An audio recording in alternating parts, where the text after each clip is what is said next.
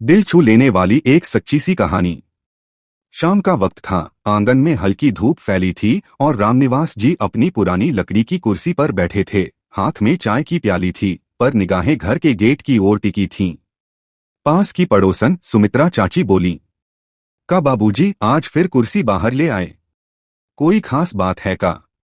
रामनिवास जी मुस्कुराए। अरे, विक्रम ने कहा था इस रविवार आएगा, उसका पसंदीदा आलू के पराठे बनाए हैं। सुमित्रा चाची ने सिर हिलाया। भगवान करे आ ही जाए, आजकल के बच्चे तो बस फोन पे ही रहते हैं। रामनिवास जी बिना कुछ कहे हल्का मुस्कुराए और फिर उसी गेट की तरफ देखने लगे जहां कोई आने वाला नहीं था। रविवार बीत गया, बेटा नहीं आया। रामनिवास जी ने मोबाइल उठाया और कांपते हाथों से नंबर मिलाया। फोन उठते ही विक्रम की आवाज आई। हाँ पापा, सब ठीक, मैं थोड़ी देर में कॉल करता हूँ, बहुत बिजी हूँ।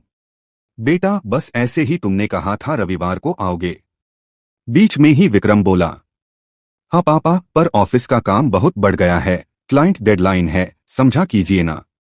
थोड़ी देर चुप्पी रही, फिर रामनिवास जी बोले, कोशिश कर रहा हूँ बेटा, लेकिन समझने में उम्र लग जाती है। फोन कट गया। उस दिन पराठे ठंडे हो गए और साथ ही कुछ उम्मीदें भी। समय बीतता गया। 3 महीने हो गए, न कोई फोन न आना जाना। रामनिवास जी अब बाहर कुर्सी नहीं लगाते थे। घर में सन्नाटा था, बस दीवार घड़ी की टिक टिक और खांसी की आवाज। रात को वो पत्नी की तस्वीर से बात करते। देखो जी, तुम्हारा बेटा कितना व्यस्त हो गया है, अब गेट भी नहीं देखता, शायद भूल गया हमें। एक रात तबीयत बिगड़ गई। रामनिवास जी को तेज बुखार और कमजोरी हो गई। पड़ोसी उन्हें अस्पताल ले गए। डॉक्टर ने आईसीयू में भर्ती किया और बेटे को फोन किया।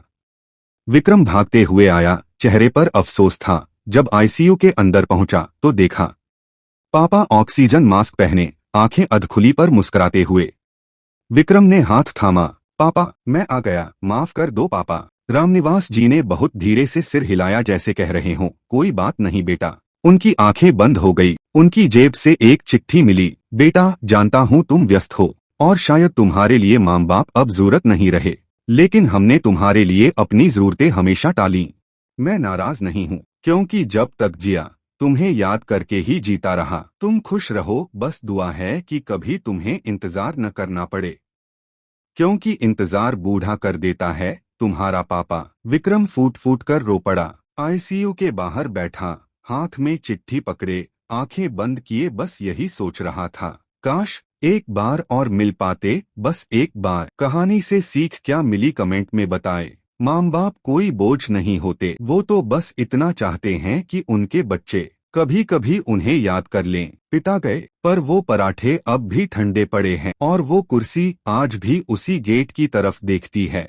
कभी समय निकालकर अपने माँ बाप के पास बैठिए, वो कुछ नहीं मांगते, बस थोड़ा सा वक्त चाहते हैं। अगर ये कहानी आपके दिल को छू गई हो तो इसे अपने दोस्तों और अपनों के साथ जरूर शेयर कीजिए। ऐसी ही सच्ची और संवेदनशील कहानियों के लिए चैनल को सब्सक्राइब कीजिए और हमें कमेंट में बताइए, क्या आप भी कभी ऐसे ही किसी पल से गुजरे हैं।